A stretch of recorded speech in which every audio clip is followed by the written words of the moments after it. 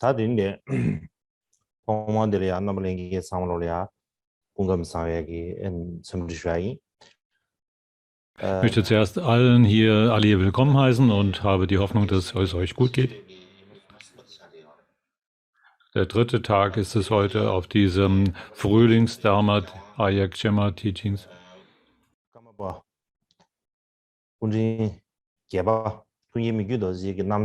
Das ist die Befreiungsgeschichte des 8. Karmapas Kyawang Mikyu Dorje und möchte da weitermachen, wo wir gestern aufgehört haben.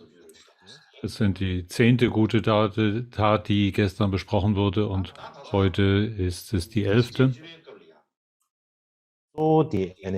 Gestern habe ich gesprochen über die 10. dieser guten Taten und habe dabei in erster Linie betont, was es bedeutet, sich zu üben darin, sich selbst mit anderen zu vertauschen oder in die Lage der anderen zu versetzen. Das eigene Leid das eigene Freude mit dem Leid der anderen zu vertauschen.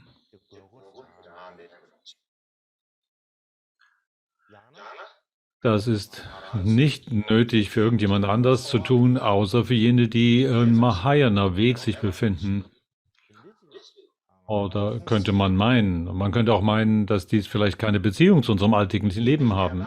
Möglicherweise stellt sich bei uns so eine Idee ein.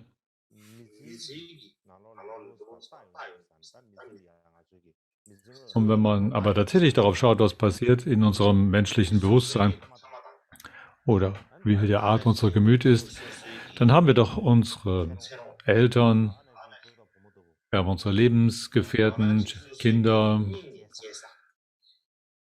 Geschwister und so weiter, Leute, die uns sehr nahe stehen, die das Ziel unserer Fürsorge oder unserer Liebe sind. So gibt es solche Leute in unserem Leben. Und für deren Wohl und Nutzen wären wir durchaus in der Lage, uns selbst aufzuopfern oder uns selber in Schwierigkeiten zu begeben. Wenn diese Schwierigkeiten und Härten erfahren, dann sind wir oft in der Lage zu denken, es wäre besser, wenn ich das auf mich nehmen könnte, ich würde damit leichter fertig werden als diese. Und wenn ich nur bloß in der Lage wäre, das ihnen abzunehmen, wäre das nicht großartig, wenn ich an ihre Stelle treten könnte. Solche Gedanken kommen uns vielleicht im Hinblick auf die uns nahestehenden. Und wir würden alles tun, was uns zur Verfügung steht, um ihnen zu helfen. Und das nichts anderes, als wenn wir sagen, sich in die Lage der anderen zu versetzen oder sich selbst mit anderen zu vertauschen. Das ist genau damit gemeint. Wenn man darüber nachdenkt, über die weitreichenden und also unser Ansinnen und das weitreichende Wirken, was daraus entstehen könnte.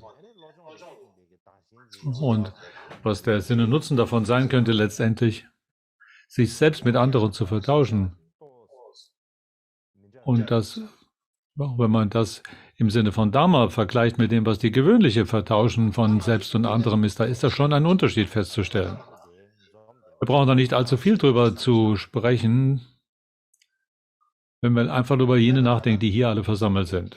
So, jetzt und hier sind da in dieser Welt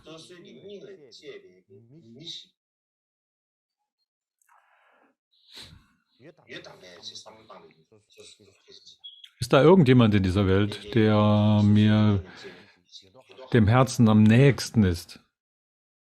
Und das ist wahrscheinlich jemand, den wir finden, jemand, der uns ganz besonders nahe steht, uns besonders wichtig und herzensnah ist. Denn diese Person, um die wir uns wirklich kümmern, die uns wirklich wichtig ist, wenn sie in ganz heftige Schwierigkeiten kämen, aufgrund von ihrem schlechten Handeln oder was auch immer, würden wir dann nicht mitempfinden?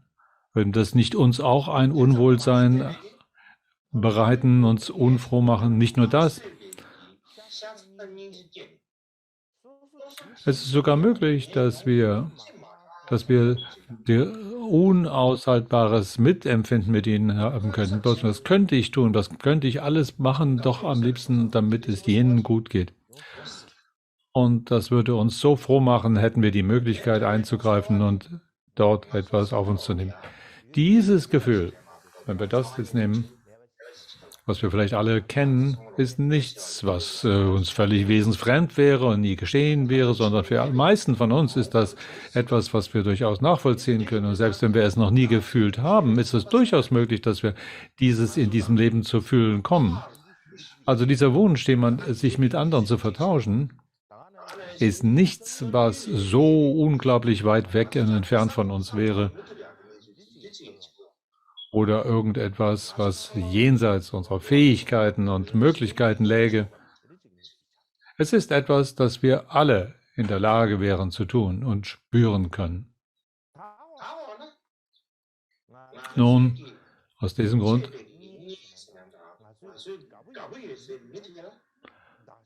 wenn wir darüber nachdenken, mit wem wären wir bereit, uns dort zu vertauschen. Der Wunsch, ich könnte doch an die Stelle von den anderen treten und ihre Schwierigkeiten auf mich nehmen. Es ist nicht so schwierig. Es passiert also tatsächlich bei denen, die uns herzensnah sind. Aber was wir hier in dem Rahmen der Herzensschulung von uns fordern, das kommt nicht so plötzlich und spontan in uns. Woran liegt das? Was ist der Unterschied zwischen dem, was hier im Sinne von Dharma-Herzensschulung gemeint ist?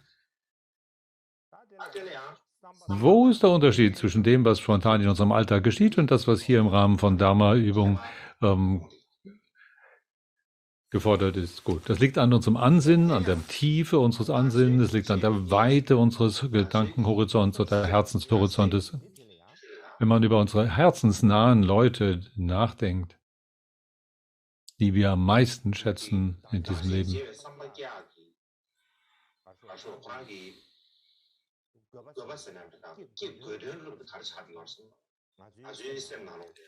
Der Grund,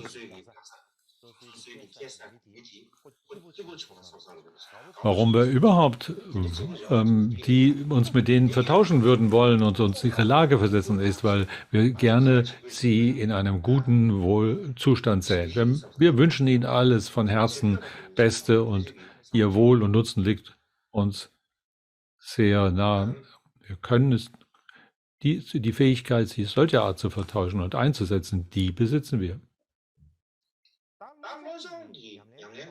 Nun, das, was jetzt hier aber in dieser Herzensschulung oder Geistesschulung im Rahmen von Dharma gemeint ist, dass wir den Wunsch hegen und das Streben, es für alle Lebewesen tun zu können, für alle ohne Unterschied, die allesamt könnten uns dieser Art am Herzen liegen, nicht nur jene, die uns bereits von vornherein nahestehen. Und um dieses große Ziel zu erreichen, was müssen wir dafür tun?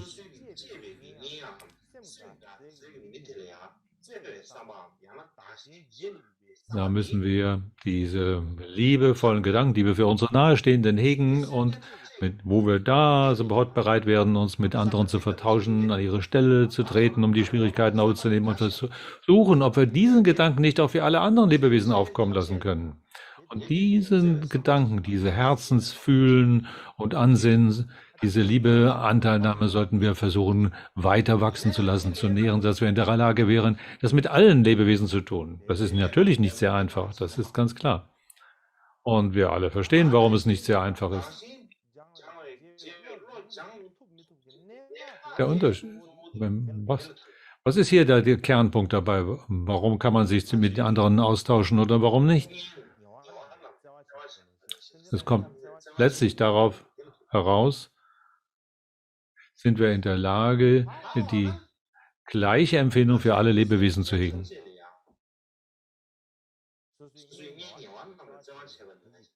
Das, was wir als die Liebe und die Herzenswärme für unsere nahestehenden, nächsten, wichtigsten empfinden.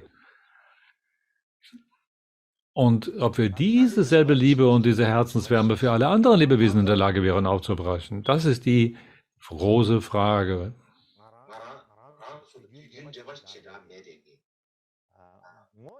Und gerade diese Leute, mit denen wir normalerweise keine Verbindung haben, die wir kaum kennen, die uns bisher nicht wichtig waren, wie können wir für diese denn jemals überhaupt Liebe und Herzenswärme empfinden? Also sogar noch viel schlimmer. Dann gibt es noch die Leute, die wir überhaupt nicht ausstehen können.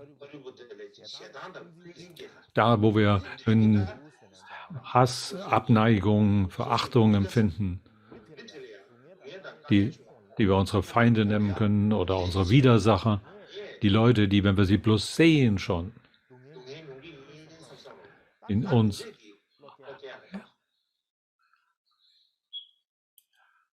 Dann, wenn wir solche Leute sehen, dann den Gedanken haben können, ich würde Leid für mich auf mich nehmen, für deren Nutzen.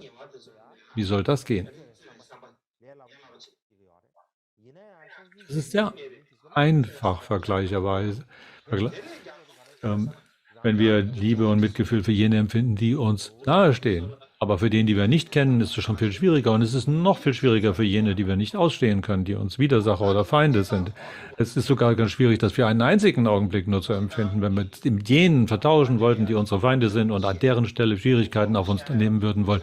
Das ist sehr, sehr schwierig. Und warum ist das so schwierig? Und es gibt so viele Gründe dafür. Aber der Hauptgrund dafür ist, dass wir normalerweise denken, dass sie keine Beziehung zu uns haben. Wir denken normalerweise, die sind uns nicht herzensnah, sondern sind weiter entfernt. Zu denen haben wir die sind nicht unsere Freunde, denen schulden wir nichts, die sind sowieso. Warum sollte ich mir da irgendwelche Schwierigkeiten machen, um für die irgendwie aufzukommen oder so?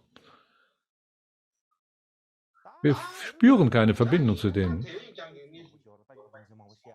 Und wenn die anderen so unsere Feinde sind, dann ist es ja auch schwieriger in dieser Richtung. Warum soll ich denn alles in dieser Welt gerade ausgerechnet diese mir Schwierigkeiten aufhalten? Nicht nur das, sondern auch, wenn man ganz in die Tiefe unseres Herzens schauen und unsere eigene Mutter denken, dann können wir verstehen, dass unsere eigene Mutter für uns wichtiger ist als andere.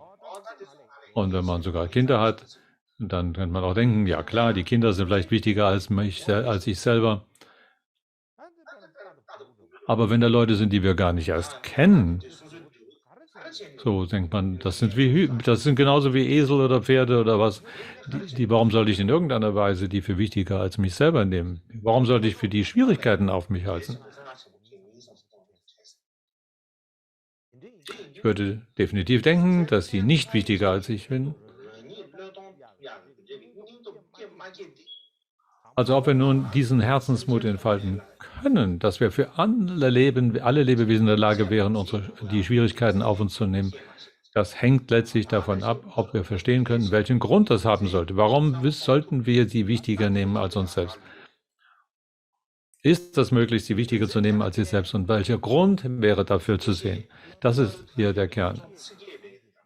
In Geshe Langri-Tampas ersten Versen heißt es ja, wie wir gestern gesehen haben, alle Lebewesen wichtiger zu sehen als selbst ein Wunschjuwel.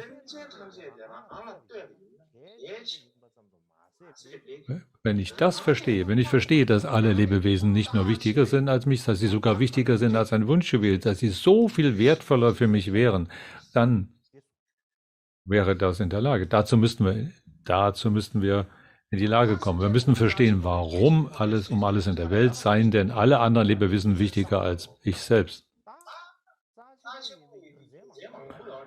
Diese Gründe gilt es zu verstehen. Der Hauptgrund, warum Lebewesen wichtiger sind, weil alle anderen wichtiger sind als ich selbst, der Hauptgrund ist, dass ohne Lebewesen und ohne dass wir ihnen zu Diensten sind, gibt es keine Möglichkeit, dass wir unsere eigenen schlechten Taten bereinigen könnten und gute Geisteskraft versammeln, um dann am Ende davon das große Buddha-Erwachen zu erlangen, die große Befreiung. Das ist so, als ob man keine Treppe hat und will dann irgendwo in die Höhe steigen. Da, wo keine Stufen sind, können wir nicht in die Höhe steigen. Eben diese Lebewesen sind allesamt so für uns so, dass sie die Möglichkeit überhaupt bieten, dass wir eine Entwicklung durchlaufen, dass wir das Ziel erreichen. Insofern sind sie außerordentlich wie heilig wichtig für uns. Gut, es gibt viele Möglichkeiten, die man vielleicht so eine Beziehung mit anderen herstellen könnte. Warum sollten wir dann also uns mit anderen vertauschen und andere für wichtiger nehmen? Gibt es da Gründe? Nun, Um euch ein Beispiel zu geben, ein Beispiel, Analogie. Nehmen wir mal an, wir wollten Geld verdienen. Das ist ja vergleichbar mit dem Ansammeln von guter Geisteskraft. Viele Leute arbeiten sehr hart in dieser Welt. Warum wollen sie Geld sammeln und verdienen? Weil sie nämlich einen Lebensunterhalt brauchen. Sie möchten essen und trinken und so weiter haben. Dafür brauchen wir Geld, denken wir. Und wenn wir kein Geld haben, dann können wir nichts anstellen, dann gibt es keine Möglichkeit. Also haben wir keine andere Wahl, wir müssen unbedingt arbeiten, damit wir Geld verdienen.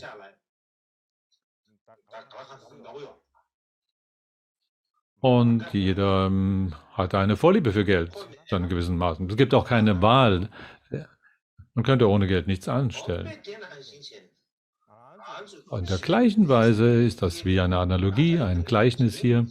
Wenn man irgendwie ein gutes Dharma-Leben haben möchte, also wir sprechen jetzt nicht über ein normales Lebensunterhalt, sondern wir sprechen über ein gutes Dharma-Leben, dann brauchen wir die guten Bedingungen dafür, das ist völlig klar. Wir brauchen eine hervorragende Lebensbedingung im Sinne eines guten Dharma-Lebens, andersfrei. Sonst können wir kein gutes Dharma-Leben haben. Um die guten Bedingungen dafür brauchen wir genau das Vermehren von guter Geisteskraft. Wir brauchen also ein kostbares menschliches Leben, eine Chance, einen guten Lehrer treffen, echten Dharma studieren und so weiter. All das. Und allein damit das passiert, muss man schon viel gute Geisteskraft versammelt haben. Das ist im Grunde genommen dieses Versammeln von solcher guten Geisteskraft, von innerer Gutheit, könnte man sagen, ist vergleichbar dazu, dass wir Geld oder Reichtum ansammeln.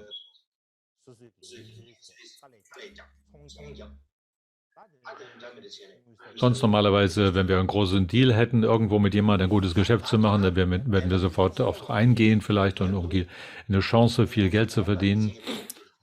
Und all dieses Idee, dass wir so viel Geld haben, hat dann etwas zu tun mit Handel. Und dann geben wir jemand etwas und kriegen dafür etwas zurück. Und das ist der ganze Sinn von Handel und Austausch. Und in gleicher Weise ist Geld der Hauptkapital dafür, dass wir ein gutes Leben führen können. In gleicher Weise, wenn wir ein gutes Dharma-Leben erwarten, dann ist der Hauptkapital, was wir dazu brauchen, die beiden Arten von Ansammlung, was dieses Vermehren von Gutheit und Vermehren von Weisheit in uns bedeutet. Und wie kann man nun, das ist die Frage, jetzt eben diese beiden Mengen in uns vermehren? Das ist nämlich nicht viel anders, als ob wir uns daran anschicken, Geld zu verdienen. Wir müssen also einen Handel treiben. So, wenn man durch Handel treiben Geld verdienen kann, wenn man etwas gibt, kriegt man dafür Geld zurück. Und so einen solchen Handel, also einen Deal müssen wir machen. Und die beste Deal hier, um ein Dharma-Leben zu haben, ist, dass wir uns selbst mit anderen vertauschen. Diesen Handel sollten wir treiben. Wie schafft man das, einen solchen Handel zu treiben? Das ist genau so, wie wir es normalerweise tun. Wir entdecken das Leid von anderen. Wir kaufen sozusagen ein, wir kaufen das Leid der anderen und wir verkaufen unsere Freude. So ist das, wie man das Gute in sich vermehrt. Es ist eigentlich nichts anderes als ein Handelsunternehmen. So ist das Geld zu verdienen, und solche guten Beziehungen anzuknüpfen, ist sehr vergleichbar. Der Unterschied ist hier, Geld ist an äußere Dinge geknüpft, wohingegen das, was wir als das Vermehren von Guten und Weisheit bezeichnen, eine innere Entwicklung darstellt, eine innere Bedingung. So, Geld zu verdienen ist für den Nutzen dieses Lebens, weil hinterher nützt es niemand mehr. Nützt es uns nicht mehr, wenn dieses Leben vorbei ist. Wohingegen das Ansammeln von Gutheit oder von Weisheit darin seine Wirkung entfaltet, dass es für die nächsten und die zukünftigen Leben alles gedacht ist. Normalerweise, wenn wir Geld verdienen oder uns anstrengen, solches zu erwerben, dann haben wir vielleicht manchmal nicht all das, was uns zusteht, bekommen. Wir haben vielleicht eine Idee, was wir in unserem Betrieb, ein Einkommen eigentlich haben müssten, aber die Firma gibt uns vielleicht nicht so viel an Einkommen, wie wir gerne hätten, obwohl wir sehr viel Arbeit leisten. Wir denken, wir wären eigentlich mehr wert und müssten eigentlich mehr verdienen, aber wir bekommen es nicht. Und selbst wenn wir viel Geld haben, dann scheint es, als ob das Geld wieder verschwindet, es ist plötzlich weniger wert geworden und so weiter. Und dann haben wir wieder einen großen Verlust und so weiter. Heutzutage gibt es viel, was ja passiert, wo dann wirtschaftliche Entwicklungen nach unten gehen und wo man in diesem wirtschaftlichen Niedergang hat man auch viel von seinem persönlichen erschaffenen Reichtum verloren. Nichtsdestotrotz,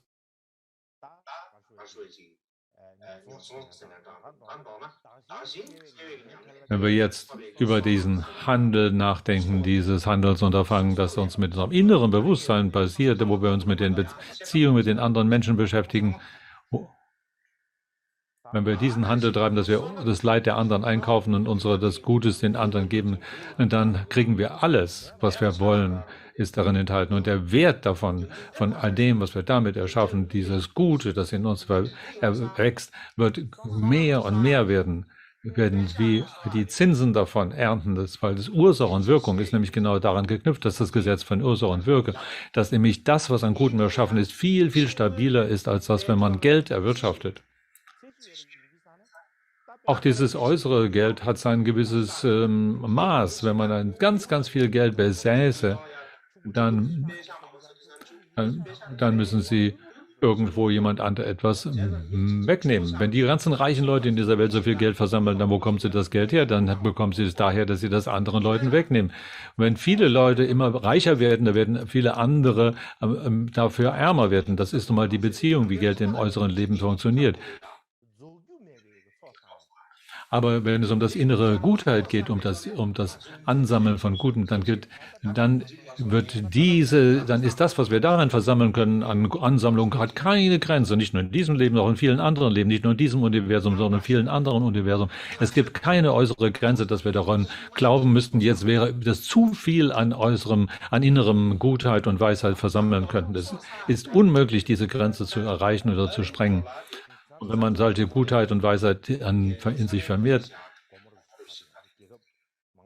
wenn man dann so denkt, das wäre zum Beispiel wie ein Dollar, das wäre so wie vielleicht das die universelle Währungseinheit wäre.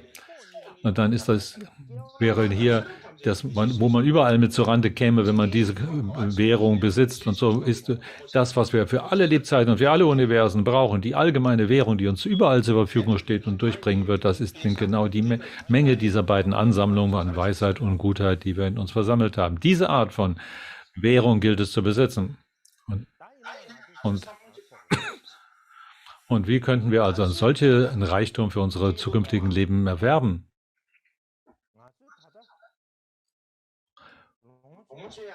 Tatsächlich wollen wir uns in diesem Moment erfreuen. Das ist das Normale unserer Ansinnen. Aber was macht uns die Freude, die in diesem Leben? Das, was wir jetzt und hier in diesem Moment als Freude empfinden, ist letztlich das Resultat von früherem Guten, das wir angesammelt haben. Wenn wir jetzt dieses, was uns jetzt hier Gutes zur Verfügung steht, einfach benutzen, und ist es wie das Geld, das wir ausgeben. Wir verbrauchen unsere Vermögen, das wir jetzt schon haben. Und wenn man nichts Neues dann schafft, dann wird man durch weiteres Ausgeben und immer Ausgeben letztlich den gesamten Reichtum aufzählen können, ohne dass ein neuer sich ansammeln kann. So kann es genauso wie bei Geld, wenn man jetzt und hier viel Geld hat und es immer nur ausgibt und kein neues erwirbt, dass es irgendwann verschwunden und aufgezehrt ist, auch bei dem Guten sein, das wir an den Ansammlungen im Inneren besitzen. Wir müssen das, was uns jetzt bereits an Guten zur Verfügung steht, an der Menge der beiden Ansammlungen von Guten und Weisheit, dass wir dies weiter und weiter vermehren. Wir müssen es investieren. So wie man das mit anderem Reichtum auch macht. Man muss es weiter investieren in diese Welt, damit es die Möglichkeit hat, weiter zu wachsen. So machen das diejenigen, die reich werden, die im Kapitalismus, dass sie das irgendwo in große Unternehmen hineinstecken, dass sie das nach außen investieren, damit es mehr und mehr an Reichtum bringt. Und in der gleichen Weise, wir sollten vielleicht nicht nur, wir sprechen hier nur deshalb darüber, nicht weil das so furchtbar wichtig wäre, aber das ist, weil die meisten Leute einen solchen Gedanken haben, dass sie das verstehen. Damit könnte ich reich werden, wenn ich etwas investiere und ganz ein großes Geschäft machen könnte.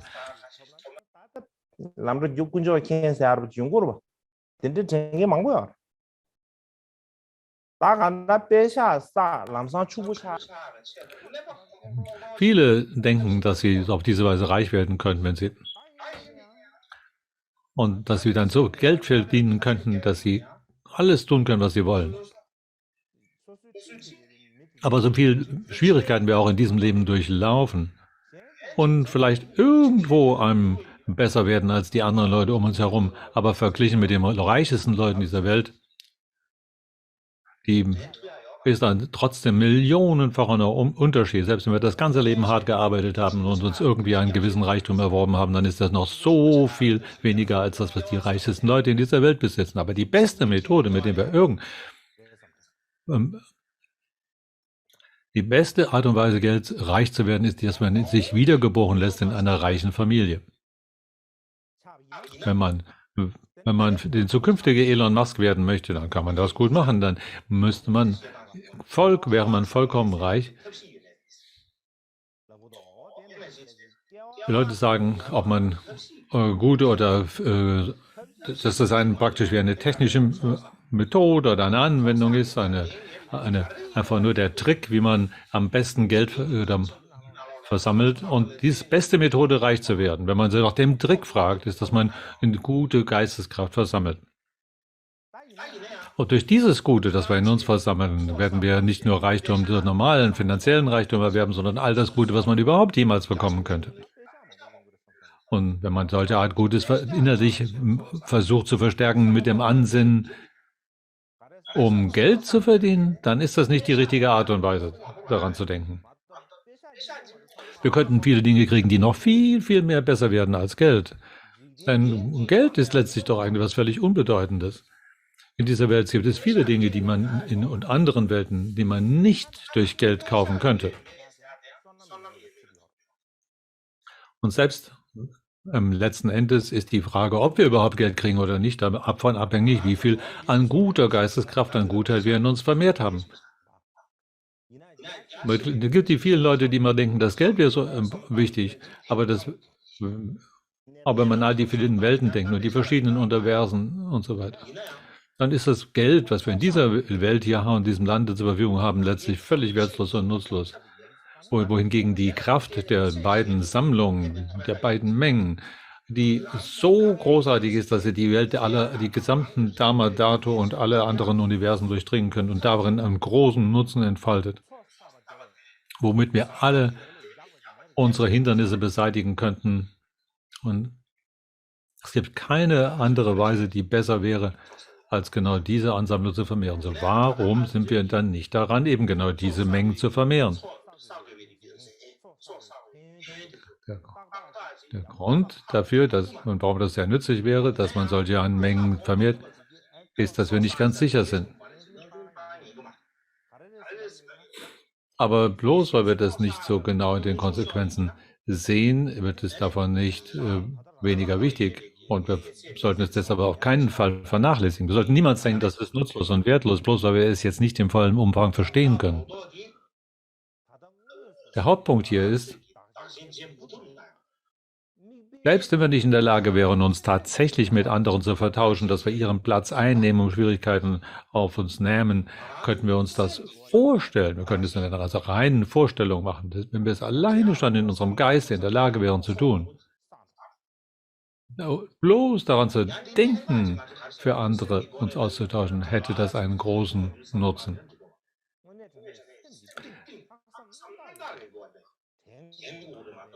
Es ist nicht nur einfach mal gelegentlich mal ebenso drüber nachzudenken, sondern mit reinem Herzen und mit Aufrichtigkeit. Sonst hat es nicht so einen großen Nutzen, das ist klar. In der gleichen Weise sollte das Ziel dabei sein, eben nämlich unser Gutes zu vermehren und Weisheit, ob das jetzt in einem Tier oder einem Mensch oder einem anderen Lebewesen ist.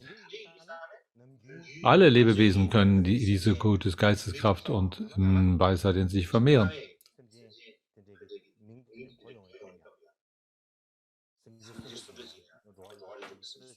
Und welche immer Lebewesen es wären, ob wir die Namen kennen oder nicht, und ob wir die überhaupt von ihnen wissen oder nicht, ob wir sehen oder hören. Wir könnten denken, alle die sind unsere Spender, das sind unsere Gönner. Das sind die Gönner, die uns helfen werden, diese beiden Ansammlungen zu vermehren. Sie sind die wahre Ursache, die Quelle davon, dass ich mein Konto an Gutheit und an Weisheit vermehren kann. Und für jedes dieser Lebewesen, die irgendwo sind, die alle Lebewesen sind in der Weite des Universums, wenn wir die Möglichkeit hätten, Sie dafür, von Ihnen diese Möglichkeit zu empfangen, Sie als Gönner einzusetzen, dass wir diese beiden Ansammlungen vermehren. Ich glaube, jetzt haben wir darüber sehr viel gesprochen und ich glaube, jetzt wäre der Zeitpunkt gekommen, da eine Pause zu machen und ich werde um 7:15 wieder weiter beginnen.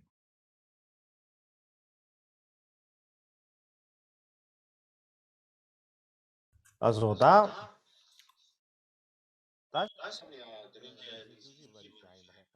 Jetzt kommt als nächstes die 11. gute Tat, über die ich sprechen möchte, aus dieser Lebensgeschichte, gute Taten genannt. Und das möchte ich zunächst anhand der Gliederung vorstellen.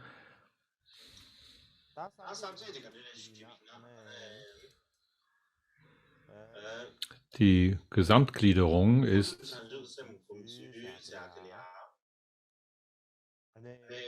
dass da das Üben des Bodhicittas gerichtet auf die fälschliche Welterfahrung hingerichtet ist. Und das sind die verschiedenen Übungen zu unterscheiden, die einmal in der Sitzung selber stattfinden oder in dem Nacherleben der Sitzung stattfinden. Jetzt kommen wir zu dem zweiten, was also sich mit dem Nacherleben des in den Sitzungspausen stattfindenden zu Übenden beschäftigt. Und darin sind eine ganze Reihe von Unterscheidungen, die darin genannt sind. Da gibt es 10 verschiedene Unterpunkte, die zu diesem Üben gehören. Und was sind diese? Das erste ist, dass man das Mangel an Reichtum oder als Weg zu nehmen, dann Verletzung als Weg zu nehmen, dass man Wörter als nimmt, dass man die Freund und Feind als Pfad nimmt, das Leid als Pfad nimmt und bessere tiefes Ansinnen als Weg zu nehmen. Und das heißt, dass man Verlust und Gewinn als Weg nimmt und dass man Hass als Weg nimmt und Gier als Weg nimmt. Wir sprechen also jetzt heute über das Geben von oder das Fehlen von Aufzehren von Genussgütern oder Wohlstand als Weg zu nehmen. Die Grundlage dafür. Und der Vers heißt dazu, so sagt mich Gedörte, habe rückhaltslos an die Getriebenen weggeschenkt. Als Streitsüchtige dies durch Verletzen mir vergolten, habe ich gedacht, dies reinigt meine folgenbösen Karmas, vor hocher Freud, wie Bettler, die auf Schatz gestoßen. Auch dies, scheint mir, ist meine gute Tat. So wie ich das gestern bereits und den anderen Tags hier besprochen habe,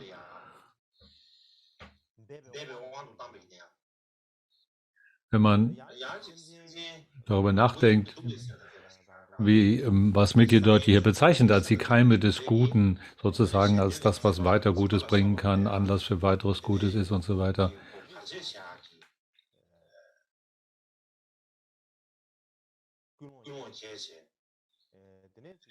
Da gibt es Leute, die denken, Lebewesen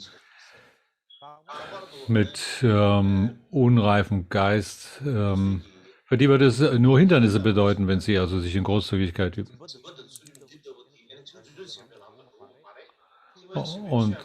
Und sie versuchen uns dann weiszumachen, dass es also keinen Sinn macht, wenn man natürlich sich in Großzügigkeit übt und sich den Unreinen gibt.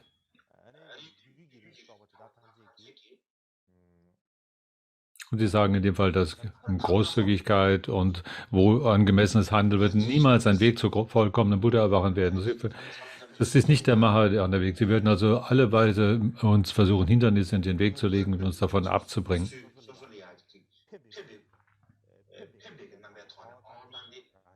Manchmal scheint es, als ob sie uns helfen wollen mit ihrem guten Ratschlag, aber tatsächlich sagen sie, nein, was du da versuchst zu tun, das sieht zwar so gut aus, aber eigentlich schadet es den anderen und macht es lieber nicht.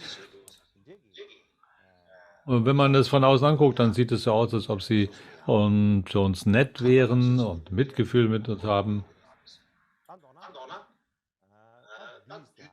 Leute, die solchen Ratschlag geben, dann, wenn man hier mal über Maras oder Übel spricht, das sind Leute, wo man denkt, die haben Hörner, die irgendwo aus dem Kopf kommen. Das ist nicht notwendigerweise so gemeint, dass Maras solche üblen, grimmigen Gestalten seien. Sondern hier im Zusammenhang mit Dharma sind das Leute, die vielleicht wie menschlich erscheinen. Und da gibt es ganz viele verschiedene Arten von Maras, die in verschiedenen Gestalten erscheinen können. Und was wir hier jetzt denen gegenüber machen sollten, ist, dass unser Gemüt einsgerichteten Fokus beibehält. Und wir verstehen, sie versuchen nett zu mir zu sein, versuchen mich zu umgarnen und mich zu unterstützen, aber sie zeigen den falschen Weg, die zeigen nicht das, was eigentlich richtig ist zu tun. Und man muss sehr genau innere Bestimmtheit, Gewissheit empfinden.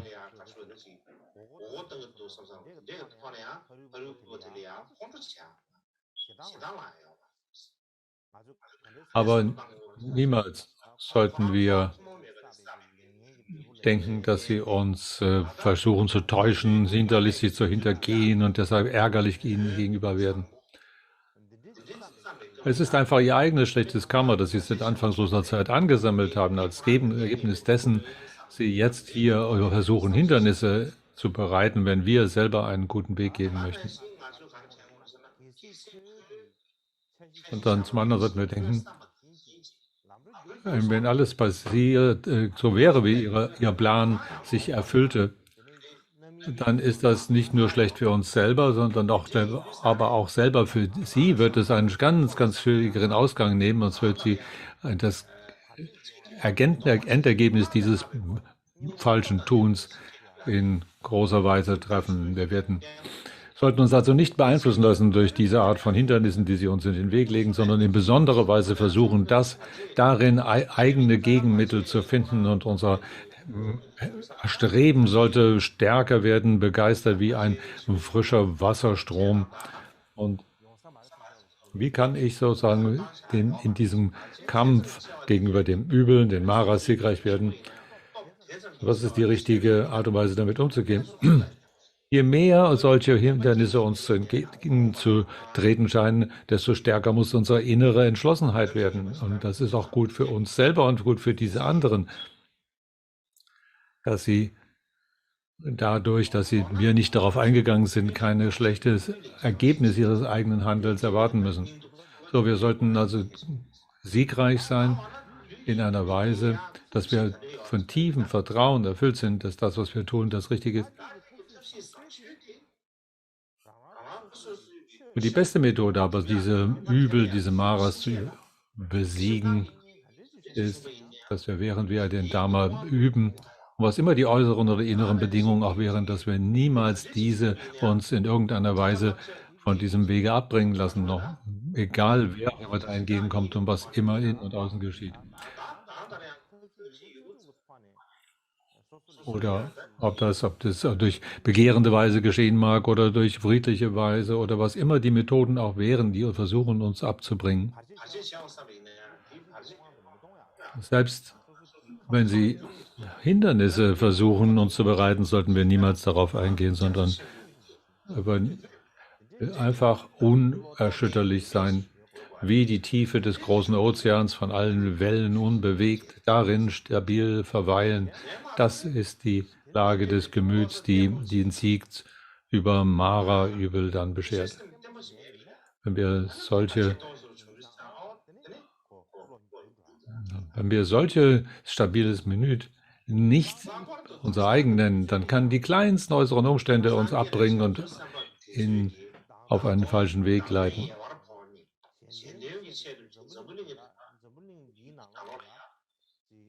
Das heißt, viele Buddhas und Bodhisattvas sind zum Wohle anderer in diese Welt gelangt, haben sich in dieser Welt gezeigt und manifestiert, und die vielen, die gekommen sind in diese Welt, aber sie haben vielleicht keine große Wirkungsradius besessen aufgrund der Fehler, der Lebewesen, die um sie herum waren, und es durch deren schlechtes Karma, durch deren schlechte Gewohnheiten, die so heftig und schlecht sind, dass es sehr schwierig ist für die Buddhas und Bodhisattvas, den Weg zu gehen, den sie vorgenommen haben.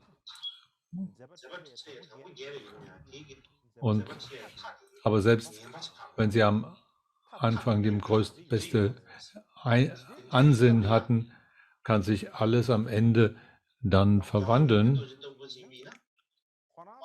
Für Michidote war das aber so, dass er von allem Anfang an seine Schüler ungebührig und wild und ungestüm waren und außerordentlich mächtig. Das war eine Zeit, in der er geboren wurde.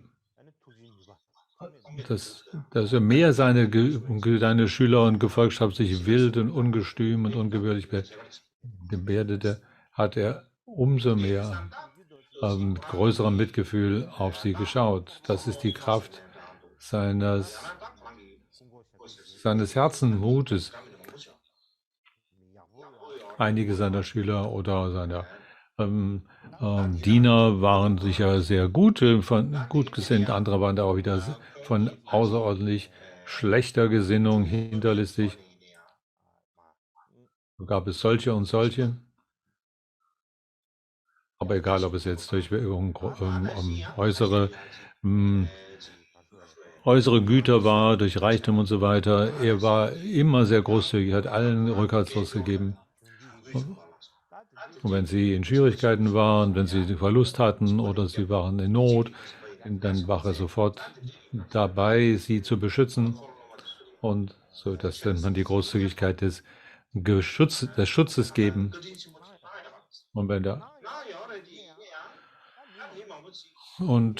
Aber selbst im Sinne von bloß materielle Güter zu geben, war er außerordentlich gütig. Und viele hatten starke Angewohnheiten über viele Lebzeiten hinweg, dass sie eine Abneigung gegen ihn empfunden haben.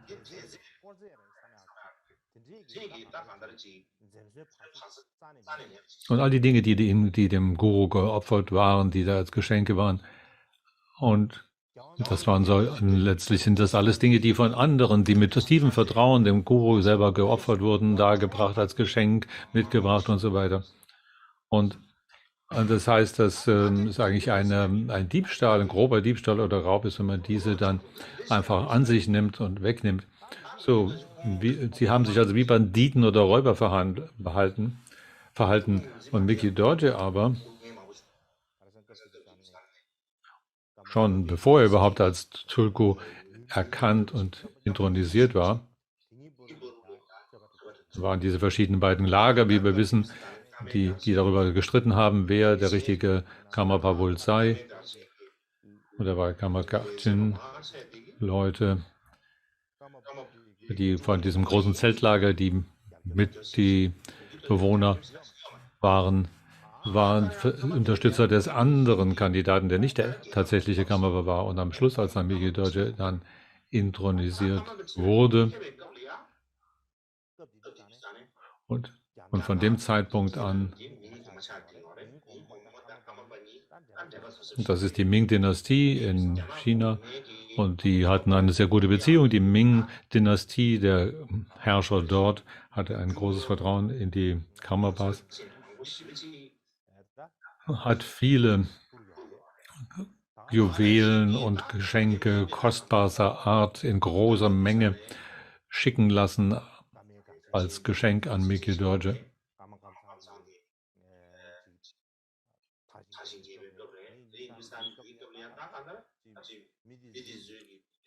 Das war die Zeit, wo die Blütezeit der Kamakagi, wo das große Zeltlager von großer Kraft war und die Leute viel Vertrauen dazu empfanden.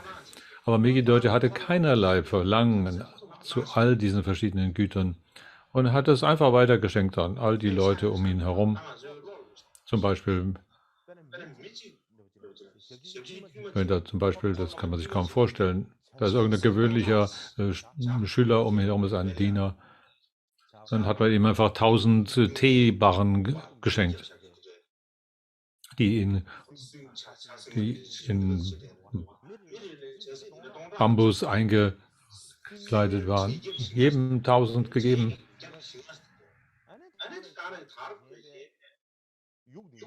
Oder hat ihm einfach eine Eselladung von Gold und Silber gegeben. 4 oder 5. Oder die verschiedenen Tragetiere wie Pferde und so fort. Einfach verschenkt, ganz gewöhnlichen Leuten verschenkt. Jedem hat er das gegeben. Und wenn er es gegeben hat, zu dieser Zeit,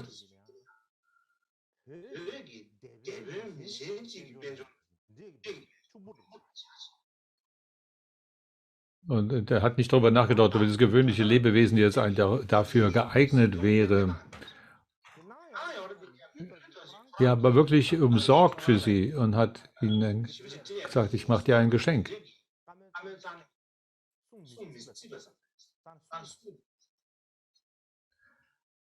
Aber er hätte niemals dessen gebrüstet. Er hätte niemals gesagt, hier, hör mal, guck mal hier, was ich dir ein riesengroßes Geschenk hier jetzt mache, wie toll das ist oder sowas.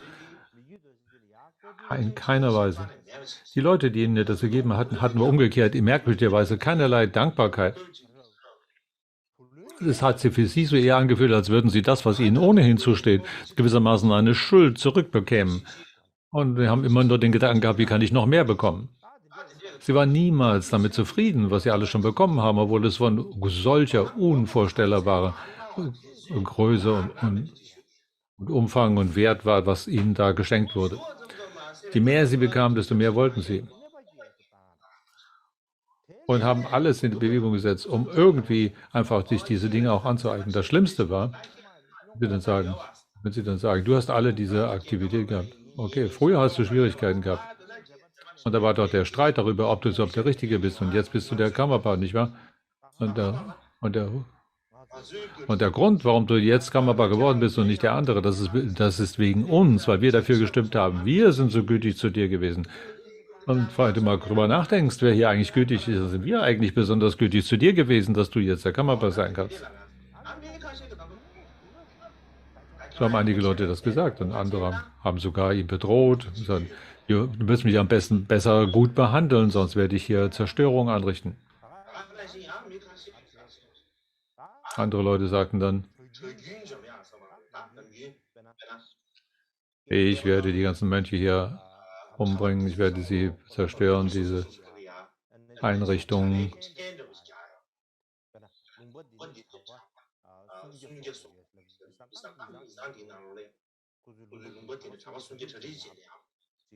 Zu dieser Zeit war es so gewissermaßen, dass die Gegenden, verschiedene Landstriche dann eine Art Steuer zur Verfügung stellten.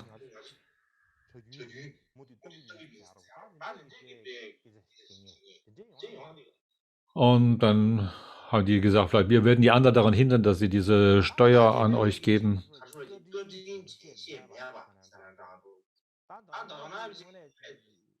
Wir hatten nicht nur keine Dankbarkeit mit den Leuten gegenüber, sondern verhielten sich in einer Weise, wo man sonst ganz gewiss über sie erzürnt oder ärgerlich werden könnte. Aber Mickey Deutsche hat das in keiner Weise auch nur im geringsten empfunden. Aus seiner Sicht war das so,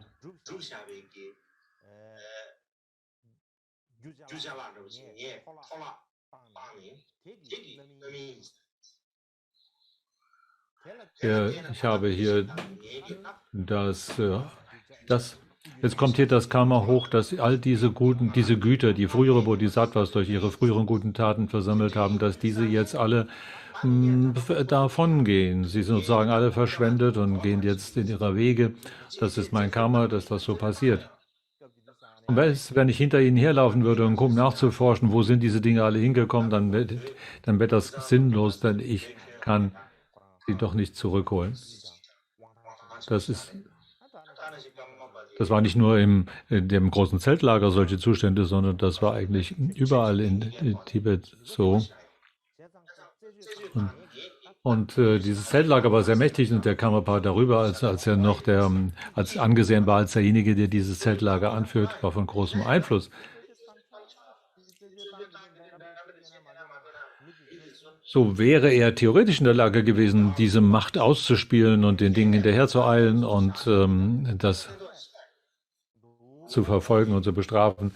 Aber er hatte das andere im Sinne, dass das überhaupt nichts bringt, hinter ihnen herzulaufen. Es hätte keinen Nutzen. Im Gegenteil, ich lasse es einfach geschehen.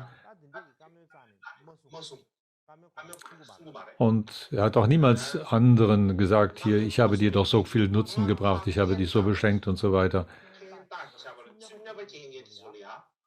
und so viel Schutz gewährt, um sie daran zu erinnern, wenn sie dann umgekehrt sich schädlich zurück verhielten. Er würde ihnen immer wieder helfen, wenn da eine Gelegenheit zu war. Er sah es als viel wichtiger an, sie weiter mit einem Wohlwollen zu bedenken.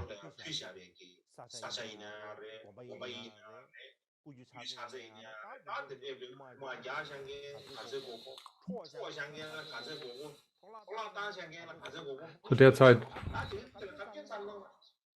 da gab es viele Leute, die einfach diese Geschenke, die dem Guru überbracht waren dort oder dem Kloster, einfach an sich genommen haben, gestohlen, geraubt.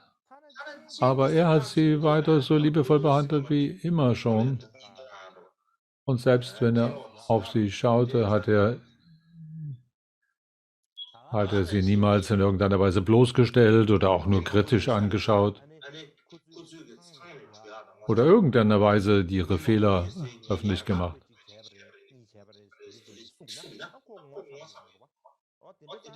Ganz zu schweigen davon, dass er mitten in einer Versammlung gesagt hätte, oh, schaut mal, was der oder jenige alles angestellt hat. Niemals, auch nur im Kleinsten. Also in kurz, all diese Dinge, die da geschehen, machten ihn nur denken, sie sind alle völlig ungestüm in ihrem Geistesstrom und haben deshalb nicht die Möglichkeit, das ist einfach das Ergebnis ihres karmischen früheren Handelns. Niemals hat er sie dafür beschuldigt. Und selbst wenn die Leute ihm Dinge wegnahmen oder ihm versucht haben zu schaden, dann hat er es gesehen als die Gelegenheit dafür, eigenes schlechtes Karma darin zu bereinigen.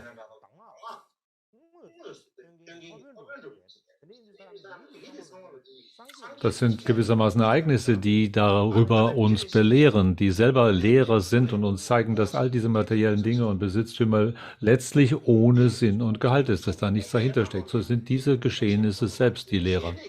So hat er es angesehen.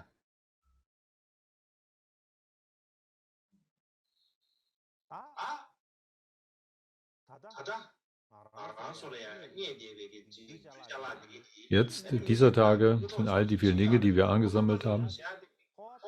Und wenn jetzt all diese Sachen jetzt hier von uns genommen wären, dann müssen wir das einfach akzeptieren. Das sind dann gewissermaßen karmische Schulden, die wir zurückzahlen. Das sind Dinge, die wir als Ergebnis zu uns kommen. Wir sollten dann nicht in Hass und Ärger über sie verfallen. Wenn wir jetzt das als einfach so hinnehmen, dann wird das all unser schlechtes Karma bereinigen. Wenn wir stattdessen aber weiter gierig und aus Hass sind, dann werden wir alle in eine schlechte Situation geraten. So hat es der Buddha ausgedrückt und hat gesagt, es gibt keine bessere Art und Weise, dieses vollkommene Buddha-Erwachen zu erlangen, als genau diese Dinge so anzunehmen, wie sie gerade kommen.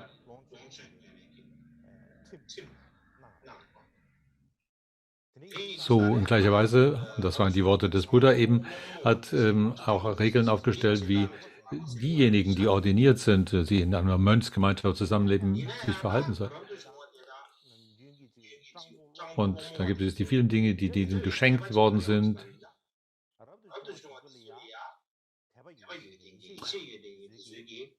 Und die gewissermaßen bei ihrem Betteln oder Almosen erbitten zusammenkommen, dann ist da ein großer Unterschied doch zu normalen, gewöhnlichen Bettlern. Denn diese Menschen, die den Mönchen geben, wenn sie als Bettelmönche umherziehen, die bringen diese Gaben da aus Vertrauen, gewissermaßen als Sponsoren. Und das, was da gegeben wird, hat einen besonderen technischen Namen. Das wird gesagt, es ist das Essen des Vertrauensessen, das durch Vertrauen gegeben worden ist. Oder als Verehrung. Dieses Verehrungsspeise oder Vertrauensspeise sind etwas, wofür andere Menschen hart gearbeitet haben. Sie haben es aus ihrem eigenen Reichtum her gegeben und sie haben aber tiefes Vertrauen, Respekt gegenüber jenen, die dort diesen Weg des Buddha gehen und aus dem Grunde ihnen geschenkt. So sind alle diese Gaben außerordentlich wichtig und sind mit großer Sorgfalt zu behandeln. Und wie man sich zu ihnen verhält, ist von außerordentlicher Wichtigkeit. Das heißt, in dem Vinaya gibt es eine Reihe von 5 verschiedenen Arten von Weisen, damit umzugehen. Die ersten heißt, dass man es als wie ein Eigentümer dann benutzt, wenn man das geschenkt bekommt. Das zweite ist, dass man es einfach akzeptiert. Das dritte ist, dass man es in einer erlaubten Weise benutzt. Das vierte ist, es wie glühendes Eisen zu verstehen. Und das fünfte ist wie eine Schuld, ein Darlehen, das man genommen hat. Die ersten 3 sind so, da gibt es also die Arhats, die noch auf dem Pfad sind, die noch nicht den Volllernschritt erreicht haben und sie benutzen das, was ihnen gegeben wird, wie, dass sie jetzt der Besitzer dessen seien. Und dann bei denen, die bereits diesen Weg auf den Strom eingetreten sind, die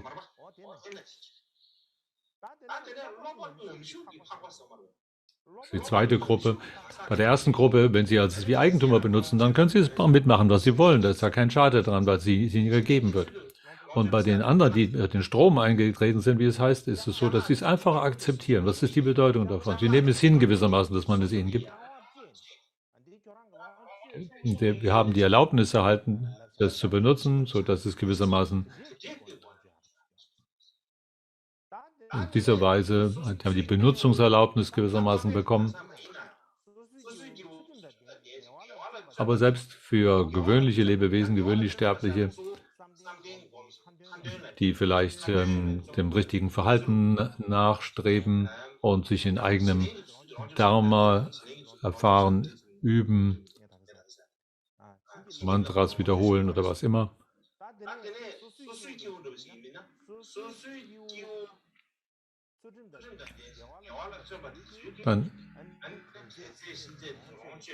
dann ist das, dass sie das annehmen, was ihnen sozusagen zugeteilt worden ist. Das ist gewissermaßen die Art und Weise, wie das Erlaubnis erteilt ist ihnen zugeteilt.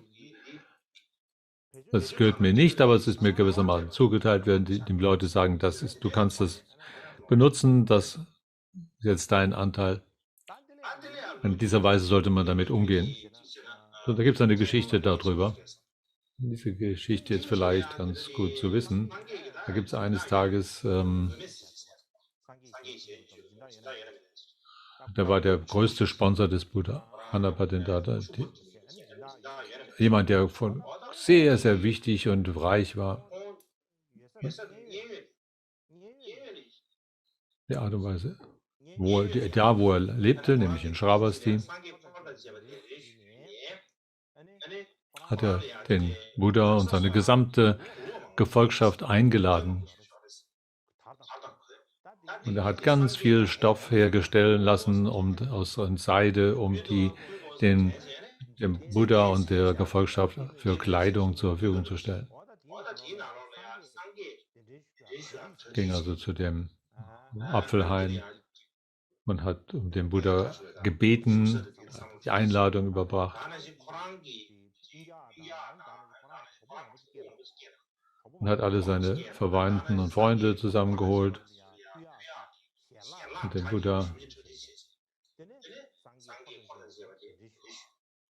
hat ein großartiges Essen verfertigen lassen, als die Speise bereitet und zu diesem Zeitpunkt, als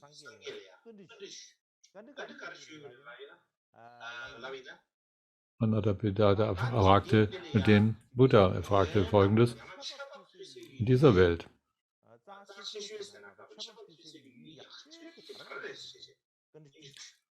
Was ist das? Wer ist die beste Person, der man dann auch ein Geschenk darbringen kann? Und der Buddha sagte, es wäre die Sangha wäre die Gemeinschaft ist die beste Ziel von Geschenken. Und dann an dieser Stelle hat er über die verschiedenen Arten und die Bildung gesagt, die 18 verschiedene Typen von Menschen, die einen solchen Weg gehen, die erst lernen und dann langsam die Entwicklung machen. Und da gibt es Leute, die schon einen Teil ihrer Geistesstörung beseitigt haben oder diese vollständig ausgeräumt haben und so weiter. Und dann war seine Idee, wenn man es den Reinen, den Arias, den Edlen gibt, dann wären sie die Besten, denen man dann solch ein Geschenk darbringen könnte. Dann wird dieses Geschenk ein großartiges Ergebnis bringen. Und als das Anandabhita hörte, war er tatsächlich sehr entzückt und sagte, wer ist es jetzt nun, dem ich jetzt hier geben soll? Und war ganz entzückt über diesen Gedanken, dass diese verschiedenen Möglichkeiten zu geben und dass es den Edlen zu geben das Allerbeste wäre. Er holte alles seine Seite hervor. Zu den Bhikshus hat er gesprochen. Ihr seid die besten Empfänger solcher Gaben. Ich lege meine Hände zusammen und ich beneige mich für euch. Ihr seid die großartigsten, das unvergleichliche, makellose Empfänger für solche Gaben. Ihr seid die größten und besten, denen man solche Geschenke darbringen kann. Deswegen gebe ich euch all diese verschiedenen Gaben und auch diese Seidentücher und was immer der auch gegeben hat, das weiß ich jetzt nicht. Da gab es ein Problem zu dieser Zeit.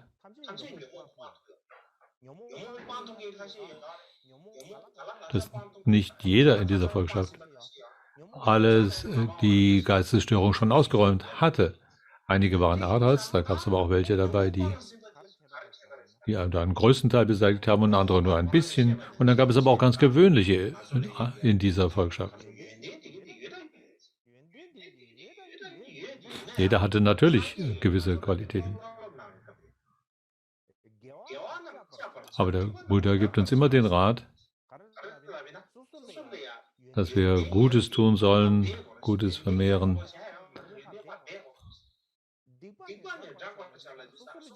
Und wir sollten unsere Qualitäten verstecken und niemals deswegen angeben, aber unsere Fehler immer offenlegen, dass die niemals verstecken. Und wenn man etwas heute Schlechtes gemacht hat, sollte man es sagen und zeigen. Und dann haben einige gesagt, ich habe heute etwas Schlechtes gemacht, ich kann dieses Geschenk nicht annehmen.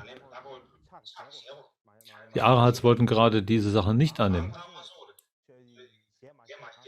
Sie haben nichts gesagt, aber sie haben es nicht angenommen.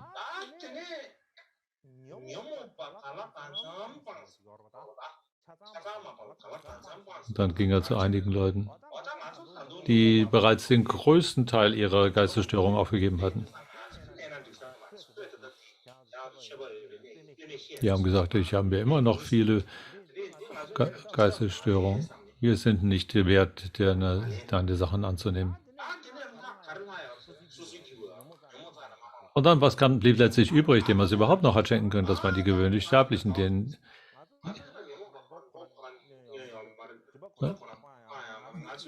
Und dann haben die gesagt, liebes bisschen, wir haben ja noch nicht einmal angefangen, unsere Geistesgemütsstörungen zu unterdrücken. Wie können wir dann diese Geschenke annehmen? Letztlich gab es keinen einzigen Mönch in dieser ganzen Gruppe, der diese Geschenke annehmen wollte. Da war Anandabhita darüber, als er das bemerkte, sehr enttäuscht. Er war sehr traurig. Wenn Sie diese zurückgeben, wenn Sie alle meine Gaben zurückgeben, das heißt, dann nehmen Sie meine großzügige Gabe nicht an. Ich wollte eine großzügige Gabe machen und Sie nehmen es nicht an. Ich habe kein gutes Karma. So hat er sich gedacht. Und er wurde bleich und eingefallen.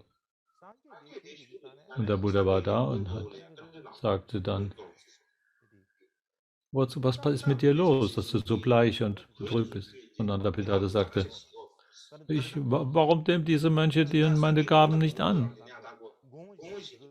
Natürlich hat der Buddha gewusst, warum das passiert, aber fragte, weil in der menschlichen Situation, wenn man nichts gesagt hätte, dann wäre es nicht offensichtlich geworden. Die Leute müssen es verstehen. Also hat er gefragt. Und er hat die Geschichte erzählt bekommen. So fragte ihn also, was ist denn los? Ich habe dich doch gefragt, sagt Anapirdada, was die beste Art und Weise ist zu geben und wem die Empfänger sind. Und dann hast du gesagt, die Edlen, denen soll man geben. Aber wenn du ihnen die Gaben gibst, dann können sie es nicht annehmen. Weil wenn sie das annehmen, sagen, ich bin dann irgendwas besonders Großartiges bin. Und haben sie das Gefühl, das dürfen sie gerade niemals sagen. Es ist gerade eine Qualität von ihren Qualitäten, also können sie es nicht annehmen.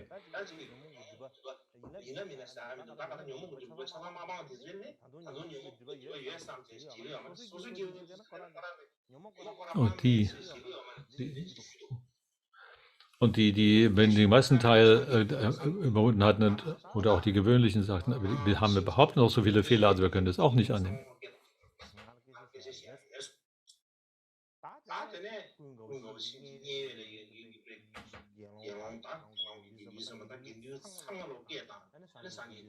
Also, vorhin hat der Buddha gesagt, bring alle Leute zusammen, alle, die in Shravasti sind, alle an Mönche und die irgendwo sind und lass sie alle hier zusammenkommen. Dann hat er als Frage gestellt und gesagt, ob das jetzt am diesem oder am nächsten Tag war, weiß ich nicht mehr. Jedenfalls dann kamen alle zusammen. Anapirdada sagte dann der Buddha, Anapirdada hat euch Gaben geschenkt. Warum habt ihr das nicht angenommen? Und die Leute sagten, die Sangha-Leute wüssten nicht, was sie sagen sollten.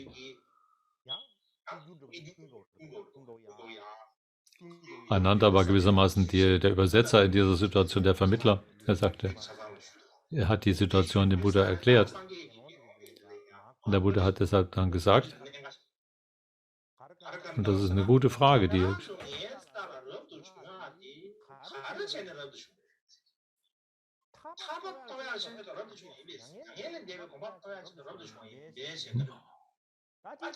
warum seid ihr Mönche geworden? Seid ihr Mönche geworden, um Freiheit oder Nirvana zu erlangen?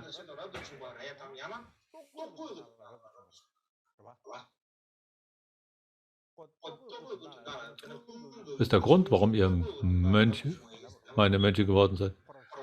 Ist es für Geld oder für Kleider oder ist es um Befreiung zu erlangen? Und die Leute sind damals Mönche geworden.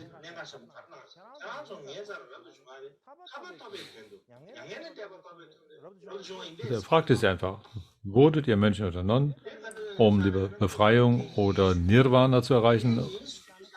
Und natürlich haben sie gesagt, ja, klar, dann ist okay. Wenn das so ist, wenn das der Fall ist, wenn ihr wirklich solches Ansehen seid, dann ist egal, was der Preis der Kleider ist und wie viel auch wert sind. Das ist völlig okay, ihr könnt die annehmen. Wenn es 1000 Geschmäcker habe, das köstliche Essen, wenn das jemand das euch gibt. Und selbst wenn jemand euch ein Haus gibt, das sogar vielleicht mehrere Stockwerke hat, dann ist es kein Fehler darin, das anzunehmen. Weil ihr ja nicht gekommen seid, um Reichtum, Kleidung und Speise anzunehmen, sondern ihr kommt für Nirvana. Wenn ihr kämet hier als Mönche, die nur das Ganze für Kleider und Speise gekommen wäret, dann wäre das was anderes. Wenn ihr tatsächlich aber für Nirvana hier gekommen seid und das euer eigentliches Ansehen ist, dann ist das, was die anderen euch geben, eine Gabe, die für das Gute für den anderen vermehrt. Und dann Es ist genug, wenn ihr die Regeln einhaltet. Und die Frage ist, seid ihr welche, die diese Regeln einhalten, um Nirvana zu erlangen, oder um damit Kleidung und Speise zu erlangen? Er fragte also die Leute. Er fragte die so darauf verpflichtet sind, diese Regeln einzuhalten, macht ihr das wegen Nirvana und Befreiung oder macht ihr das, um hier Essen und Kleidung zu kriegen?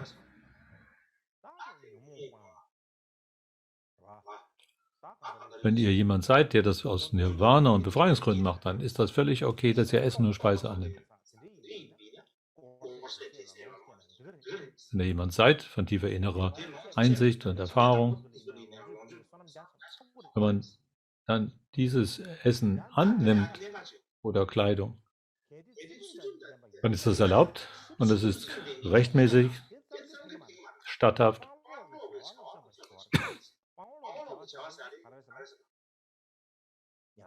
Aber es zu nehmen alleine ist nicht genug, sondern ihr müsst dann auch weiter euch dafür anstrengen, dass ihr euren Tätigkeiten nachgeht, nämlich die Texte damals zu lesen und zu sprechen und so weiter und nicht einfach nur faul herumzuhängen.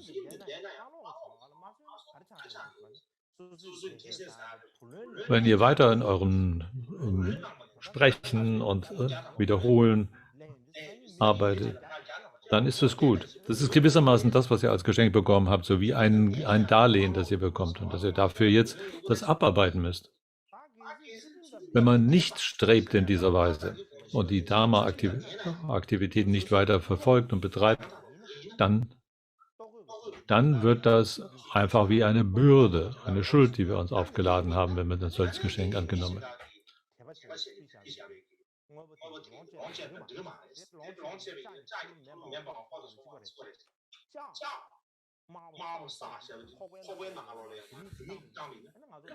Wenn man das aber annimmt hier und man macht nichts damit, dann ist es gewissermaßen so, als habe man ein glühendes Eisen angenommen, was dann, wenn wir es in uns aufnehmen, unseren Magen verbrennt.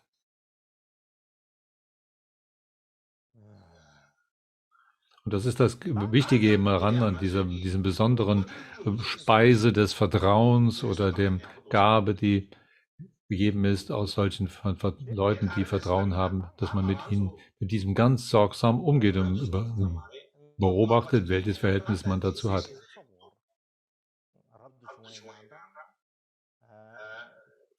Ob wir nun jetzt Tantrikas wären oder Mönche oder Nonne oder Mönch, alle haben diese Aufgabe, dass wir die Art und Weise, wie wir hier leben können, nämlich aufgrund von Spenden und so weiter, genau beobachten und haben keine andere Art des Einkommens. Wenn jemand da rumsitzt und die Roben trägt, aber nicht tatsächlich den Text liest und sein Bewusstsein nicht darauf richtet, auf die Information, die darin enthalten ist, dann ist das nicht richtig. Man muss dann, wenn man ein solches Ritual durchführt, auch tatsächlich sein Bewusstsein darauf haben, seine Aufmerksamkeit und nicht irgendwelche gewöhnlichen Worte dazwischen sprechen und in anderem Geschwätz sich verlieren und so weiter. Wenn man solches Wiederholen von Mantra mit gewöhnlichem Geschwätz vermischt, dann ist da keinerlei Nutzen und Gewinn drin. Insbesondere, wenn es darum geht, dass wir für die Erkrankten oder für die Gestorbenen ein Ritual durchführen, dann ist zu dieser Zeit dann das Ansinnen dieses Rituals, dass die Gönner es veranstalten, um jenen, die bereits gestorben sind, einen Nutzen zu bringen. Die Leute sind gestorben, die sind jetzt in dem Zwischenzustand, in dem Bardo. Und dort haben sie Angst und Not, und um sie aus diesem Leid zu erlösen und sie zu besänftigen und zu befrieden. Deswegen werden wir gebeten, dass wir ein solches Ritual hier durchführen. Das ist der einzige Grund, warum wir hier sind. Und wenn wir jetzt hier schlechte Gedanken haben, dann ist das außerordentlich schädlich. Wir müssen uns davor ganz in Acht nehmen. Insbesondere sollte man sich davor zurückhalten, irgendetwas aus Gier oder aus Ärger oder Hass zu machen, denn jene, die in dem Zwischensein sind, diese Bardo-Lebewesen haben eine Hellsicht, eine Klarsicht, mit der sie sofort spüren können, was wir hier tun. Und wenn sie dann mitbekommen, dass wir hier mit Ärger oder mit Gier erfüllt sind, dann haben sie vielleicht kein Vertrauen in dieses Ritual, was da stattfindet, und können deshalb dann vielleicht auf einen falschen Weg gehen und in niederen Lebensbereichen wiedergeboren werden.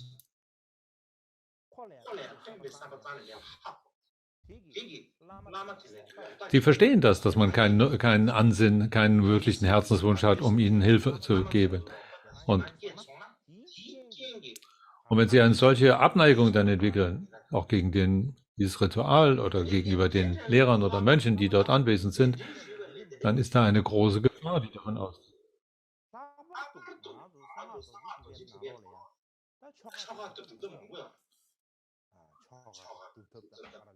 Und wenn man solcher Art nicht in der Lage ist, das zu tun, dann sollte man dann besser auch es lieber nicht durchführen. Es gibt viele solche Vajrayana-Rituale, die mit verschiedenen Worten oder Mantras zu tun haben. Wir beginnen mit dem Zuflucht zu Buddha, Dharma und Sangha. Bis zu dem Ende sind das Wörter, die hauptsächlich dazu gedacht sind, etwas erstehen zu lassen, eine reine Gestalt erstehen zu lassen und wieder aufzulösen. Wenn man darüber nicht nachdenkt, über die Bedeutung dieser verschiedenen Worte nicht nachdenkt und das einfach nur daher spricht, dann sind das einfach leere, hohle Worte und die noch laut daher deklamiert, dann ist da kein innerer Sinn. Es sind hohl und leer. Dann ist das so, als ob man einen Papagei hatte, das einfach nachspricht, dem man das beigebracht hat. Papageien könnten auch immer eine Bimmerung sagen, aber sie wissen nicht, was die Bedeutung da ist.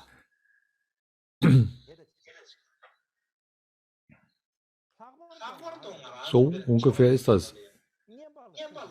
Also speziell, wenn wir zu dem Mantra-Teil gekommen sind, wenn wir dann einfach uns entspannen und lang gelangweilt sind, irgendwelche Dinge tun, und dann ist unser Körper eigentlich wie so eine Leiche. Wir können nicht immer gerade sitzen.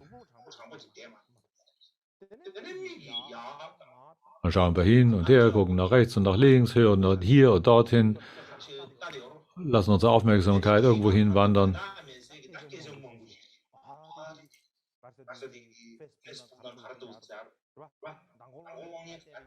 Und dann gucken wir dann sagen wir, sprechen wir mit unseren Nachbarn und sagen, hast du das gestern gesehen auf Facebook, hast du diesen Film gesehen gestern und so weiter. Und was wir dann machen mit unseren Malers, die tun wir hin und her, schwenken in einer Weise, als ob wir da irgendwie Ziegen oder Schafe irgendwie mitjagen wollten. Und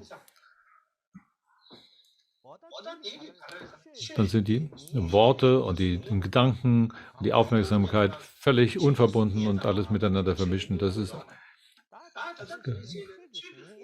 Da ist überhaupt kein innerer Gehalt dran. Das ist nicht mal die kleinste bisschen Anschein von Dharma darin, in dem, was wir tun. Es ist völlig ein sinnentleertes Getue.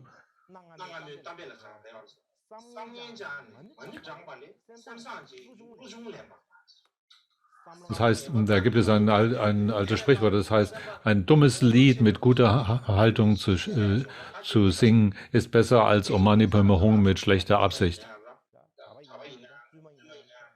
Also ob das jetzt Mönchen oder Lamas oder Nonnen sind oder wer immer es auch ist, den wir da zu einem solchen Ritual durchführen, wenn wir dann dabei sind, zu denken, was kann ich als Gewinn daraus kriegen, was kriege ich an Geschenk dafür gebracht und so weiter. Und der eine sagt, ich habe dann 2000 dafür gekriegt. Und dann zählt man die verschiedenen Arten von Geschenken nach. Oder wie war der Tee heute, den wir heute geschenkt bekommen haben.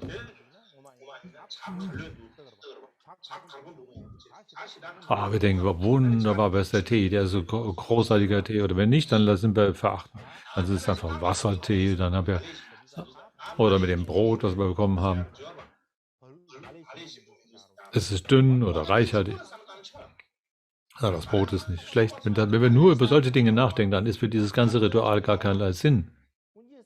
Wir machen doch diesen ganzen Ritual nicht dafür, dass wir Tee kriegen oder dafür, dass wir den Brot bekommen, sondern wir tun es eigentlich, weil wir anderen helfen wollen. Es ist eigentlich dafür gedacht, dass man einen Nutzen für andere bringt. Das sollte doch die erste anfängliche Motivation gewesen sein. Wenn wir also hier speziell für jene ein Ritual durchführen, das heißt für die Kranken und für die Gestorbenen sind, dann ist das der wichtigste Ort, an dem wir besonders unsere Gedanken bewahren. Da legen die anderen ihre Hoffnung in uns. Wir sitzen da, um anderen zu helfen, und wir sind dafür eingeladen, um solche Hoffnung zu erfüllen. Wenn wir dann diese innere Aufmerksamkeit nicht haben, dann enttäuschen wir all diese Hoffnungen, die in uns gesetzt sind. Das ist grundlegend falsch. Wenn Sie wüssten, was da in uns vorgeht, dann wären Sie ganz zutiefst betrübt. Wir sollten so viel an Liebe und Mitgefühl in unserem Herzen entfalten, wie wir nur irgendwie können. Selbst wenn wir nur in der Lage wären, Om Mani Padme Hum in reiner Weise zu sprechen oder das Kuru-Yoga in 4 Zeiten, dann sollten wir das tun mit dem Wunsch, anderen dabei hilfreich zu sein. Aus Wohlwollen, aus Herzensliebe heraus sollten wir es tun. Wenn wir keinerlei andere Qualitäten haben von irgendetwas, von der Utpatikrama und Sampanakrama, des Entstehen lassen und des Auflösenden Haltens. Und wenn wir dann einfach da nur mitmachen und sagen, ach, ich kann das alles nicht und ich bin einfach nur dumm und träge und lass meine Aufmerksamkeit abschweifen. Und dann sind wir daran, eigentlich statt unser Vertrauen, unsere innere Einsicht und so weiter aufzubauen, dass wir sie abbauen und aufzehren. Wenn wir noch nicht einmal wissen, was der ganze Sinn davon ist, dass wir Zuflucht nehmen zu Buddha, Dharma und Sangha und die Qualitäten davon bedenken, man einfach sagt, ich kann das alles nicht. Dass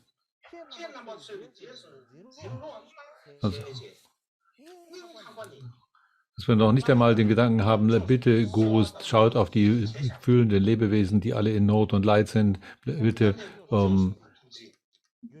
kümmert euch um sie, dass wir an dieses Mitgefühl denken, das sich in diesen 3 Juwelen, den 3 seltenen und kostbaren ausdrückt, das große Mitgefühl, das grenzenlose, alle viele Lebewesen sich erstreckt. Dann könnte allein dadurch schon ein Nutzen entstehen für jene, die da gestorben sind oder krank sind, dass wir da diese Qualitäten dieser 3 Juwelen erinnern und das in unserem Herzen bewegen. Da gibt es eine Geschichte, die ich euch gerne erzählen will. Das ist eine Geschichte, die vielleicht auch ganz gut ist zu wissen. Das kommt ungefähr aus der Zeit des 15. Kammerpaar Kakyap Dorje. Und aus dieser Geschichte geht so: Da war also ein Mönch in Zopo-Kloster. Natürlich gab es da viele Mönche, aber da ein ganz bestimmter, von dem ich hier sprechen werde, jemand, der war nicht so besonders helle im Kopf und der war unglaublich auch faul. So in dem Fall war er völlig ungebildet und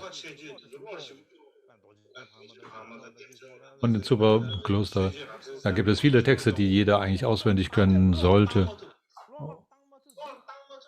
Chakasamvara und Devaja und was immer da alles sind, das sind verschiedene Opferungstexte und so fort. Und er hat sich nie darum gekümmert, die überhaupt auswendig zu lernen. Und dann, wenn man jemand so völlig ungebildet wird, dann hat man sie einfach zum Teeservieren angestellt. Das war so eine Tradition. So wurde er also so gewissermaßen der Aufseher der Teekolonne und hat also da Tee serviert. Und eines Tages ist ihm ein großer Fehler unterlaufen und das war ganz schlimm für ihn. Und er hat das Gefühl, er konnte das nicht sagen. Und dass die Folge, wenn ich das zugebe, dann wird mich der Disziplinmönch verprügeln. Und da hat er einen Freund und mit dem sind sie zusammen weggelaufen. Sie sind einfach weggelaufen, um den Folgen zu entgehen. Nachdem sie also aus Zopo geflohen, nicht richtig wussten, wohin zu gehen, durch das Land zogen, kamen sie zu einem Ort, Ngari. In Tö war da also eine Nomadenfamilie und sie haben sich dahin begeben, um da ein bisschen Essen zu erbetteln. Und was war gerade der Zeitpunkt, wo jemand in dieser Familie gestorben war, gerade zu diesem Zeitpunkt. Sie wussten, die Leute, dieser Familie, dass diese Mönche aus Zopo waren und sie hatten gedacht, auch wenn da Zopo-Leute hier sind, das sind besondere Mönche aus Zopo, dann wäre es doch ganz wichtig, wenn wir sie hier einladen. Haben gesagt, bitte, bitte bleibt hier und macht Poa für die Gestorbenen. Und abgesehen davon, dass sie noch nicht mal wussten, wie man Poa macht, hatten sie dann noch die Texte dafür noch nicht mal auswendig gelernt, hatten noch nichts dabei und wussten überhaupt nicht, wie man so etwas hätte machen können. Es gab aber zu der Zeit in dieser Familie schon vereinbarterweise, dass da viele andere Lamas und Mönche eingeladen waren, die in diesem Ritual teilnehmen sollten. Und dann weil das schon vereinbart waren, sozusagen, dass diese Veranstaltung, haben sie gedacht, oh, okay, wenn wir da jetzt nicht dran teilnehmen, dann wird das zu einem beschämenden Situation für Zurpo-Kloster. Wir können das nicht einfach ausschlagen, aber dann haben sie gesagt, okay, wir setzen uns einfach mitten in die Gruppe rein, die machen hier irgendwas und dann machen wir einfach mit. Und dann saßen sie da eine Weile und haben halt sich gegenseitig angeschaut und gedacht, wie soll man das machen mit dem Boa? Dann haben sie aber hin und her geschaut und dann der Teediener hatte so gewissermaßen, ein bisschen konnte er sich so durch den Guru-Yoga in 4 Seiten so ein bisschen durch den Text durchfummeln und hat gesagt, komm, lass uns das mal rezitieren. Und wenn ich nicht weiter weiß, dann hilfst du mir aus. Und er sagt, okay, machen wir, ja. Oder dem. Weil wenn wir gar nichts machen, dann wird es ganz komisch aussehen. Also okay, wir werden also diese 4 Zeiten Guru-Yoga sprechen. Ich fange mal an und dann du hilfst mir dann weiter. Okay, wir helfen uns gegenseitig dabei. Und dann haben sie sich hingesetzt, um das zu machen. Und dann, aber alle Leute schauten auf ihn. Wir gerade dabei waren anzufangen. Alle schauten auf sie, alle Augen ruhten auf ihn. Und sie haben sich so beschämt gefühlt. Und sie haben gedacht, ach du liebes bisschen. Die alle dachten, was machen sie jetzt? Was werden sie jetzt tun? Die Mönche aus Zurpo. Und da wurden sie richtig panisch gewissermaßen. Alle in Lampenfieber, wo alle auf sie guckten, dann mit einem ganz Rot im Gesicht. Und sie konnten überhaupt kein Wort mehr herausbringen. Also dann am Ende, als überhaupt nichts mehr einfiel, und dann haben sie einfach ihre Roben über den Kopf gestülpt und haben angefangen, diesen Text zu sprechen. Haben ihren Kopf bedeckt, damit keiner sie sehen kann, und haben dann angefangen mit wie alle Lebewesen, meine Mütter und so weiter, haben angefangen, das zu sprechen. Dann kam sie irgendwann zu dem Punkt, wo dieses Karma-Pakyenu-Mantra wiederholt wird, und dann haben sie gedacht, das ist das Karma, die Verkörperung aller Buddhas darstellt, und sie haben zu diesem Mantra, und sie hatten diesen Gedanken über das Kammerbar, wenn du heute auf mich schaust, oh liebes bisschen, was wirst du bloß denken, bitte schau mit großem Mitgefühl auf mich. Und sie haben dieses Kammerpatieno-Mantra so laut gesprochen, dass sie haben ganz laut Kammerpatieno und immer gedacht, bitte schau mit großem Mitgefühl auf uns hier in dieser komischen Situation. Und dann plötzlich hat der Teediener eine Stimme gehört, die sagt, jetzt mach's. Und diese Stimme war plötzlich in seinem Ohr. Und immediately hat er Hick gesagt. Und wenn er Pei sagt, so was so wie etwas Zerbrochenes. Und bei diesem Leiche, die da lag, das sind die Zeichen aufgetreten, dass der Poa stattgefunden hat. Und ein Stück Knochen auf dem Schädel, der Größe einer Handfläche, flog heraus in einem Schlag. Und die Leute waren völlig erstaunt darüber und in der Bewunderung sagen, schaut mal, die Leute aus Zurpo, diese Mönche aus Zurpo, großartig. Es gibt doch niemanden, der so gut ist wie diese Mönche aus Zurpo. Und großes Vertrauen war in ihnen. Und viele großartige Geschenke haben sie genommen, um die Menschen damit zu überhäufen. Viel Fleisch, Butter oder den Typ Käse, diesen Tü-Käse, und großartige Geschenke, die sie da bekamen. Und dann sind sie damit mit all diesen Sachen zurück ins Kloster gegangen. Ich dachte, es ist besser, wir gehen wieder in unser Kloster zurück. Weil dann haben wir wenigstens was wir anbieten können. Vielleicht lassen sie uns wieder rein ins Kloster, wenn wir viele Geschenke bringen. So sind sie also zurück und haben all diese Geschenke an die anderen weitergereicht, hatte der Gemeinschaft gegeben, großartig sich erkenntlich erwiesen, und dann am Ende haben sie gesagt, lasst uns doch bitte wieder zurück hier. Alle wussten, was passiert ist, und haben gesagt, okay, kommt wieder her und ihr seid weiter Mönche dieses Klosters. Was ist passiert? Zur Zeit, als sie dieses Mantra gesagt haben, Karmapa China, Kachab Dorji, der Karmapa, hat es gehört.